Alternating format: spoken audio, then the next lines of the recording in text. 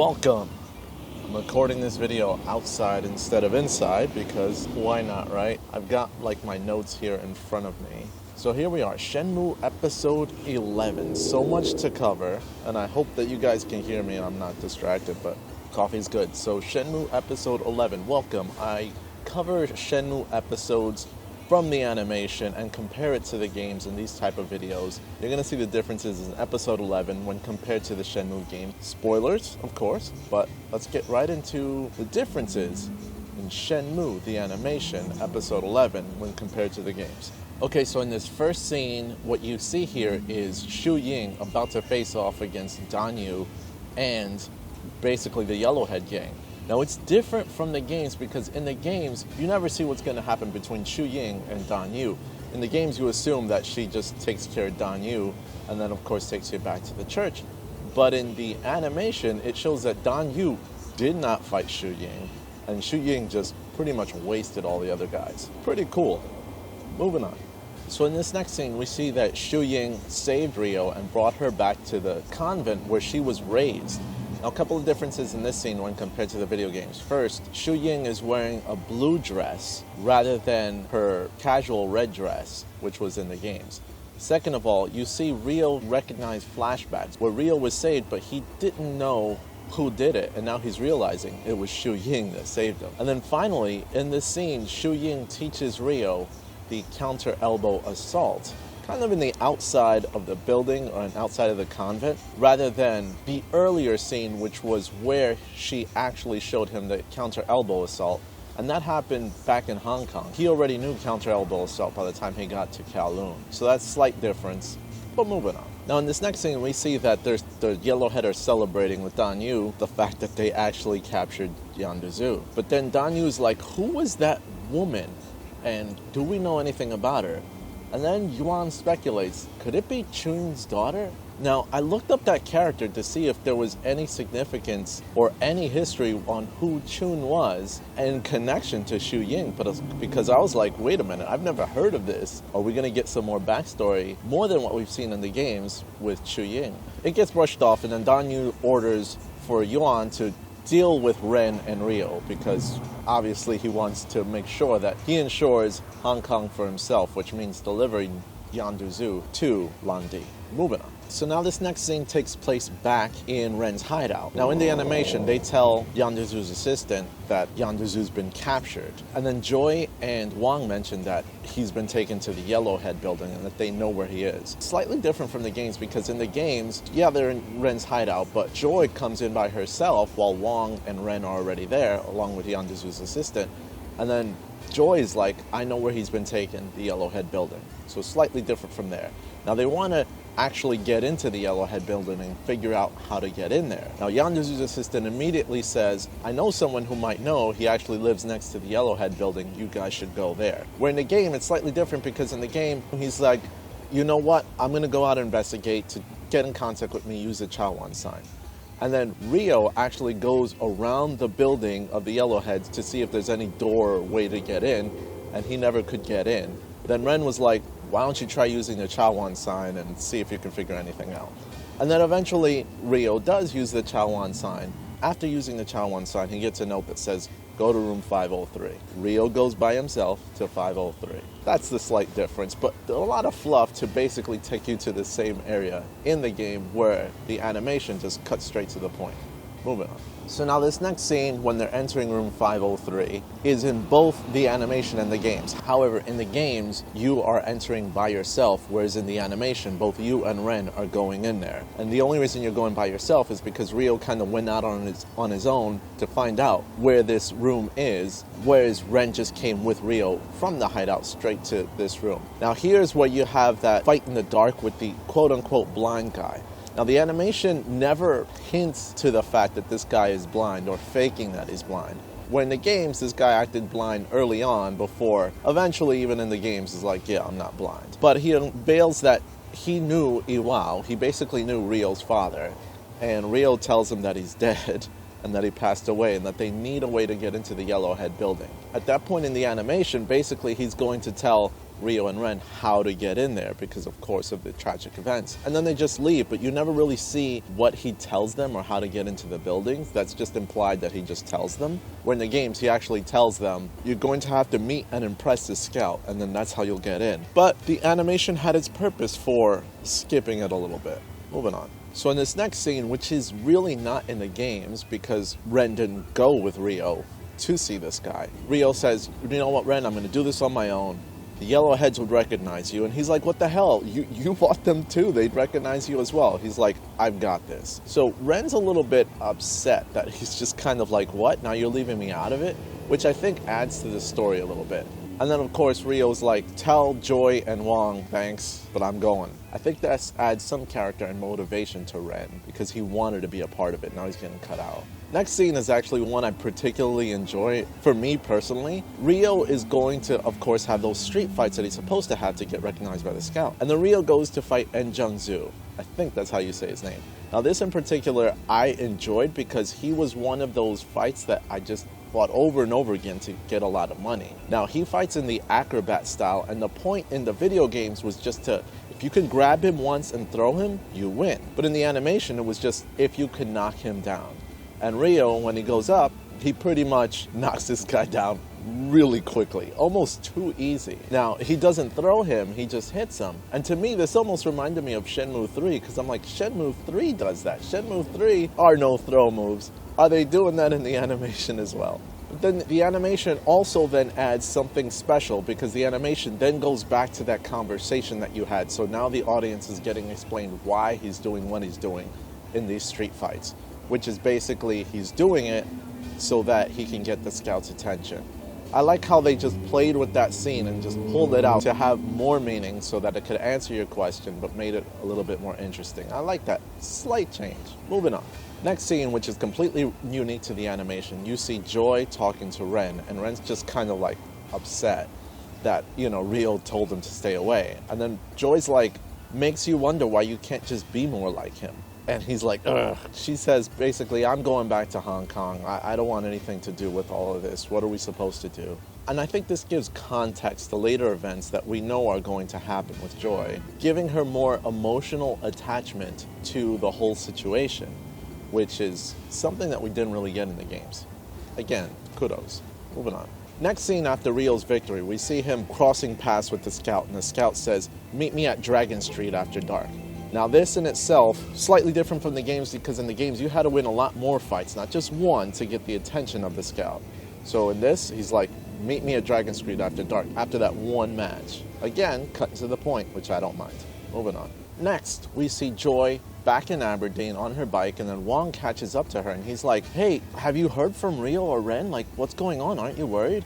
And she's like, they shouldn't get caught up with the Chiyo men and the Yellowheads because that's too much to handle. She just doesn't want to be a part of it. And then she has a flashback of what happened to her dead mom when she got blown up. Again, it's adding more backstory that we didn't have previously. I'm gonna grab my coffee. Moving on, we cut back to the scout talking to Rio. Now the scout sees Rio and he's like, let's go down this way. Now in the games, when they go down, they speak in a like dark but scenic area, but in the animation, they just look like they're in an alleyway. Then the scout tells him, here, beat this guy up and then we can proceed. And it's only one guy. And that's different from the games, because the games you have to fight 3 fighters in order to proceed, but this is just one fight. And the scout is like, just go down that way. Where in the game, you have to look for these guys in pretty scenic, nice areas. I like the fighting arenas in the games. Whereas in the animation, it's just kind of like, beat up this guy, he's right over there. I get why they did that, but I really miss the impressive fighting arenas from the video games. Now, in the fighting arena, we see, first thing, Master Baihu beating up somebody. Now, Master Baihu, you don't see that early in the games. You don't see him until basically you're going to fight him. But in this, he just beats up the guy, looks at Rio, and is like, huh, and just walks away, like no emotion. Now then Rio gets presented with Greg Moore, and Greg Moore is the second of 3, technically if you go in order, with fighting the 3 opponents. And basically Rio's up to fight Greg Moore, and holy moly, he beats him in like 2 hits. Elbow assault, 1 punch to the face, and he's out. I had to watch that scene like 3 times because I was like, holy moly, He's so strong, so powerful, which is pretty cool. So what happens immediately after this fight? The scout is like, okay, go here, meet me here. And he's like, okay, that's it. Like after that one fight, it's like, okay, he proved himself. When the games, you have to beat 3 of them. And in the games, you have to go back to Dragon Street, where then he gives you that additional information. Whereas here, it's all just happening in like one same similar location. In the games, after your fight with Greg Moore, you get into a kind of like a conversation with Ren, where Ren's mad at you because he lost the bet, because technically he bet against Ryo. In the animation, this conversation happened after his little conversation with the scout, but it's the same thing. He's like, darn, I lost because of you. Now, the difference here is that now, because of the way the animation presented that initial discussion where Ren was like separate from Ryo because Ryo told him to stay away, it almost gives a reason as to why Ren is mad, and he's like betting against Ryo because he's like, screw this guy. So I thought that was pretty cool. And then the final tidbit that was added to the animation that wasn't in the video games is that we see one of the members of Yellowhead actually keeping an eye out on Ren and Ryo, which was part of the plot that Yuan and Dan Yu are arranging. Again, added story. Next, we see Yuan telling Dan Yu that they've made contact with Lan Di, and Lan Di's going to pick him up tomorrow. So Dan Yu's super excited that finally he's going to get to conquer the underworld of Hong Kong. So, quick scene, not in the games, pretty relevant. Another scene that's completely original is now we're back at Bailu Village in Shenhua's house, and she sees that her dad's not home yet. And she's like, Oto-san. That's the Japanese version of dad. She says it so much in the games. Anyway, she sees that he's not there, and she's like, he must still be in the quarry. But then she sees a printout of basically the Dragon and Phoenix mirror. That diagram is actually in the games as well, but this scene isn't. But she recognizes it in this animation, which is pretty interesting. And it cuts to the next scene. Next original scene is that we have Joy overlooking her mom's grave, and basically saying that she never forgave her father or the syndicate, I guess over the events of what happened. Again, it's adding more emotion to Joy's character, which is pretty cool. I'd rather these moments than all of the filler that we would have had if they would have included like a bunch of stuff from the games. Now moving on, we see Wong bumping into Sam, Larry, and Cool Z, and they're basically telling Wong, hey, let's trick another person, let's trick more people. So Wong's like, fine. He goes into the mall, and then he actually sees in the far distance one of the Yellowheads talking to one of the Chiyu men. And this Yellowhead member was telling him, look, you've got Yanduzu, but Yanduzu has allies. But don't worry, we're keeping track of the Japanese guy and this other guy, Ren of Heavens. When Wong hears that, he's like, Ren of Heavens? Yellowhead turns around, he's like, oh crap, he heard everything. So he starts chasing Wong, and as Wong's being chased, he runs by Larry, Sam, and Cool Z, and they're like, what's going on? And he just hightails it out of there because he's getting chased. I figured, why wouldn't these guys, Sam, Larry, and Cool Z, at least help Wong? They just are like, what? What the heck's going on? I don't know. So now this next scene takes place in the games and in the animation, but slight differences. In the animation, Ryo goes meet with the scout, and then as the scout's there, Ren just comes out of nowhere and punches him, doesn't knock him out, but gets more information, like where are they holding Yanduzu? And then the scout eventually admits he's on the 17th floor, and then Ren knocks him out. In the games, same thing happens, except Ren just knocks this guy out with one blow, and that's it. He doesn't give up any additional information. But what happens is, after they knock the guy out, they try to go through this door that's locked. Wong just happened to be following them and unlocks it for them, and then says, hey, I heard that Yanduzu's on the 17th floor. Go there.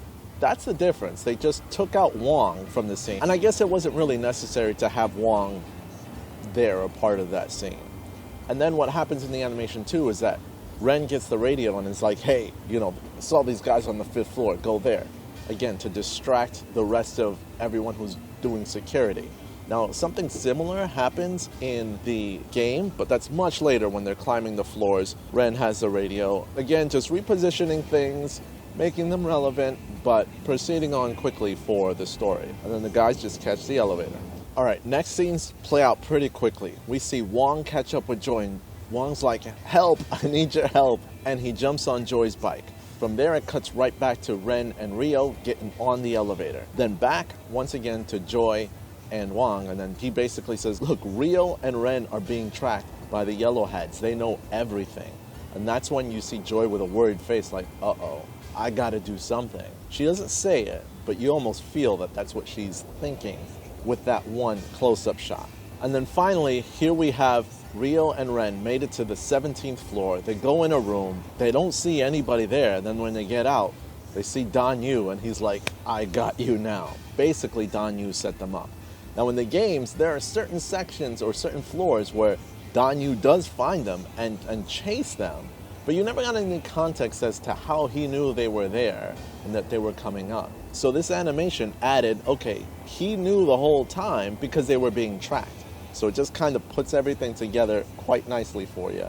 So now you know why Dan Yu knew where they were and was chasing them out. But in the animation, they added drama to actually running into Dan Yu, and we'll see what's going to happen next. And that's it. That's all the stuff that happened in episode 11 of Shenmue the Animation and all the differences that I found. Let me know if you guys found anything interesting, but if you want to see more, definitely subscribe to my channel. Check out my past episodes so that you can see all the other differences from the previous episodes. And then, of course, subscribe so you can see my next episode's breakdowns. But, of course, like I said, make my day if you subscribe today. This is Magnus, and I'm out. See you guys next time.